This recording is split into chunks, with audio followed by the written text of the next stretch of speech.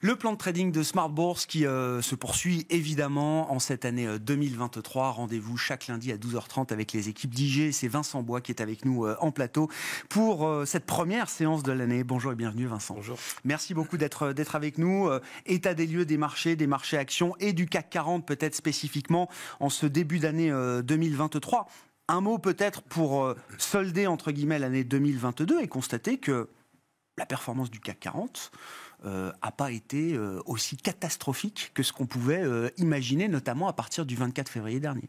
C'est vrai, on a eu une année difficile pour certains actifs, pour certains indices, on l'a vu aux États-Unis, mais c'est vrai qu'en Europe, en tout cas pour la France, on s'est plutôt bien maintenu, mais c'est un peu à l'image du Dow Jones aux États-Unis. On a vu d'un côté les valeurs technologiques, le Nasdaq 100 qui a fondu fortement, et puis de l'autre côté, eh bien, le Dow Jones qui est revenu presque à son plus haut historique, donc un peu comme le CAC, parce qu'il y a moins de valeurs technologiques, plus des valeurs cycliques, et donc on a vu que jusqu'ici, eh bien, les valeurs cycliques se maintenaient. Ça va être la grande question de 2023. Est-ce que la récession, les risques de récession, de ralentissement pourraient justement impacter beaucoup plus, davantage ces valeurs, et notamment le CAC ou le Dow?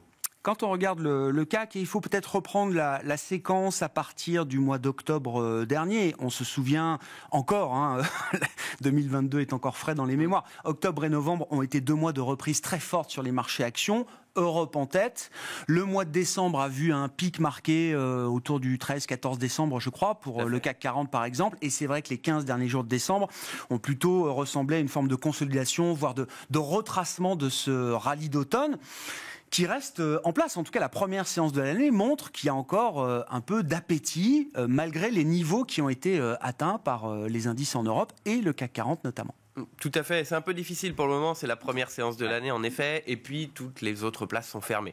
Il n'y a pas l'impact de l'Asie, où on aurait pu peut-être avoir quelques risques sur ces questionnements sur la réouverture ou le temps que cela va prendre, et puis il n'y a pas les États-Unis qui vont rouvrir. Donc pour le moment, l'Europe s'en tire bien, le CAC, on est plutôt content sur cette première séance de l'année, à voir si cela tient, et puis on est toujours dans ce range finalement. On le voit sur le graphique hebdomadaire, peut-être un peu moins, on regardera tout à l'heure le graphique journalier, mais on voit bien cette moyenne mobile, c'est la moyenne mobile à 100 jours qui maintient le cours. Mais il y a cette résistance un peu au-dessus qui a déjà bloqué, on l'a vu en 2022, en avril ou encore en juillet. Ce niveau, donc un peu en dessous des 6000 points, qui bloque le rebond. Donc là, on est dans ce range, on est sur 6475 et 6590 à peu près. Ouais. Donc voilà, pour le moment, c'est l'hésitation. On voit, si ça se maintient sur la moyenne mobile sans période, d'aller casser ces 5600 qui nous permettraient une nouvelle fois d'aller chercher les 5800, le plus haut qu'on a eu. 6800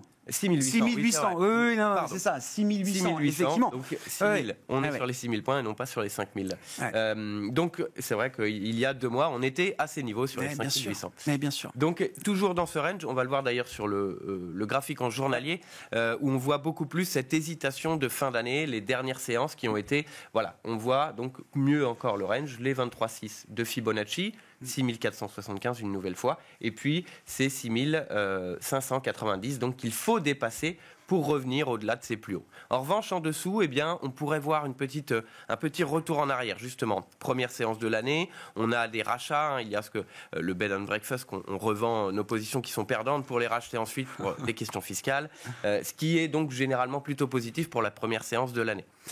Demain, la Chine, l'Asie, les États-Unis, et puis toutes ces statistiques qui vont venir, vont peut-être amener à une correction qui va se poursuivre. Si on casse les 6475, on peut aller chercher, on voit les moyennes mobiles, 100 et 200 périodes, et c'est sur ce niveau qu'on pourrait voir justement la tendance qui se dessine. Ce sont les moyennes mobiles 100, 200 périodes en journalier, et donc si on vient casser ce niveau, eh bien la tendance baissière peut se poursuivre. Au contraire, si on a un rebond, eh bien on peut rester dans un range un peu plus important en attendant toutes les statistiques donc de la semaine. Ouais, on le disait, cette première semaine, elle compte pas pour du beurre entre guillemets. Il y a beaucoup de chiffres économiques qui vont être les clés macroéconomiques de 2023 pour les investisseurs. Alors un chiffre ne fait pas une tendance, mais on verra ce qu'il en est de l'inflation en zone euro au mois de décembre. On verra ce qu'il en est du marché du travail américain, qui a montré une résilience extraordinaire jusqu'au terme de l'année 2022. Et donc toutes ces questions sont encore ouvertes pour les investisseurs. On verra quelles sont les réponses, les éléments de réponse qui peuvent être apportés par les statistiques de la semaine. Avec également l'idée que le dollar a peut-être marqué un pic. En tout cas, c'est sur cette idée-là qu'on a laissé 2022 derrière nous. On a vu un début de commencement de détente peut-être du dollar face à un certain nombre de devises et notamment face à l'euro. Je crois qu'on est allé chercher un 0,7 ce matin pour commencer l'année, Vincent. Quasiment, oui, effectivement, on n'est pas loin des 1,07 en effet. Alors, de la même façon, on voit quand même qu'il y a une hésitation à venir franchir ce niveau, et ce depuis le 15 décembre où le dollar américain également a plutôt hésité. Mais on a eu une belle tendance baissière sur fond de détente des taux obligataires, également de rebond des marchés, donc moins propice à aller chercher des valeurs refuges comme le dollar américain. Maintenant, c'est une hésitation et donc il va falloir vérifier si la tendance se poursuit. Pour ma part, à moyen long terme, il est fort probable que le dollar américain continue sa tendance baissière sur probablement la fin du resserrement monétaire ou de cette amplitude du resserrement monétaire. Dans 6 mois, peut-être on a eu une pause, probablement une pause et peut-être une baisse de taux si la récession fait rage finalement, ou en tout cas les perspectives. Donc sur cette hausse de taux et le resserrement, aux États-Unis, on est probablement sur la fin. Et donc les taux obligataires baissent. Et en Europe, en revanche, on ne sait pas encore. La BCE pourrait être en décalé, comme elle a commencé en décalé, et bien continuer de resserrer sa politique monétaire, ce qui pourrait être plutôt positif finalement pour cette perte de devises avec un dollar qui continue de glisser et une politique monétaire de la BCE qui continue de se resserrer. Donc on peut aller chercher des niveaux plus hauts. C'est plutôt pour le moyen terme. À court terme, il va falloir voir justement les statistiques à très court terme et puis par la suite s'il y a des risques au niveau des marchés qui pourraient amener à des rebonds importants sur le dollar américain. Peut-être sans casser la tendance baissière, mais des rebonds assez importants de court terme qui pourraient nous ramener ici, on regarde les niveaux, une hésitation sur les 1,7. Si on revenait sous ce niveau ici, les 1,0610, 1,0630, qui est un niveau de résistance à court terme, un ancien niveau de support, cela pourrait casser tout de même la dynamique haussière qui est allée assez rapidement. Et on pourrait aller chercher ce niveau que l'on voit dans le rectangle, la moyenne mobile 200 périodes, le plus bas également de novembre. On pourrait voir un retour en arrière. Il faudrait tout de même un risque important, un retour aussi important sur le dollar américain ou des risques dans la zone euro, parce que les PMI également cette semaine seront en contraction très probablement. Donc, mais toute chose égale par ailleurs, revenir sur les points bas qu'on a marqués là, au cours de l'automne, sous la parité à 0,95, je dis pas que c'est impossible, tout est possible sur les marchés, mais il faudrait vraiment quelque chose de nouveau, ou en tout cas d'extrêmement dur dans le scénario pour revenir sur ces niveaux. Oui, il faudrait peut-être une récession forte en zone euro et les États-Unis qui échappent à la récession finalement. Donc on irait vers le dollar américain très probablement, bien davantage, et on pourrait à ce moment-là revenir sur les plus bas. Mais il est peu probable que d'une part, la zone euro soit en récession pendant que les États-Unis ne l'aient pas. Même s'il va y avoir probablement un décalage, il est fort probable que si une des zones économiques tombe en récession, l'autre aussi tombe en récession, étant donné ce que l'on a pour le moment et les perspectives. Donc peu probable, mais pas impossible en effet. Donc si on a un retour en arrière légitime, on peut aller chercher plutôt la moyenne mobile 200 périodes pour le moment. Qu'est-ce qu'on peut dire de l'or, Vincent? Alors 2022 n'a pas été une grande année pour l'or. On évoquait la force du dollar qui a été pour un investisseur un vent contraire, on va dire, pour la performance de l'or, avec des taux réels qui ont été très positifs également aux États-Unis.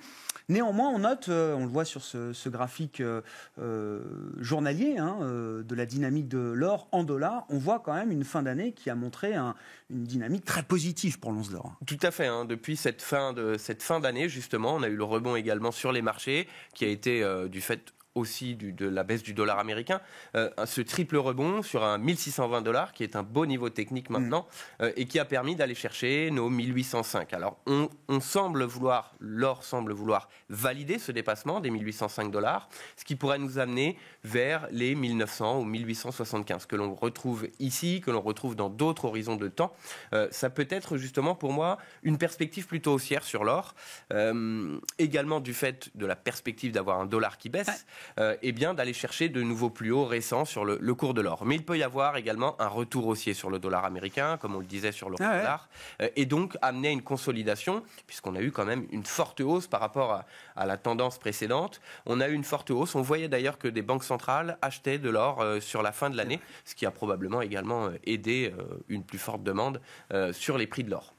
Pour le moment, l'hésitation, on va le voir également en 1 heure, voilà, si on zoome effectivement plus court terme, voilà, on voit cette hausse qui pourrait nous amener sur le haut du canal, 1842 $. On voyait le Fibonacci également 1837 sur le journalier, donc un niveau technique plutôt pertinent. Mais attention, si on échoue probablement avec un retour haussier court terme du dollar américain, on peut voir un retour baissier, revenir tester nos 1800-1805. C'est le niveau qu'il faut maintenir. On aura probablement un autre test. Si on le casse, en revanche, attention à l'accélération, un retour baissier sur fond de hausse du dollar et d'un retour sur les 1720. Pour moi, si on se maintient sur les 1720, qui représente alors le plus bas en fin novembre ici, mais également la moyenne mobile que l'on a vue en journalier, et donc qui est un niveau très pertinent, un ancien niveau de support également pendant tout 2021-2022. Donc voilà, si on se maintient, on peut voir une cassure des 1800, un retour sur les 1720, mais pour moi la perspective reste assez bonne sur le cours de l'or, notamment, comme je le répète, de perspectives baissières sur le dans dollar la perspective à moyen d'une détente terme. du dollar. Donc voilà, trouver un point d'entrée en effet sur le cours de l'or. Si on se maintient sur les 1805, repartir là-dessus. Si on casse, on va attendre les 1720 $, mais toujours positif à moyen terme. Merci beaucoup Vincent pour ces premières perspectives de début d'année. On vous retrouve les équipes d'IG chaque lundi à 12h30 pour le plan de trading de Smart Bourse sur Bismart.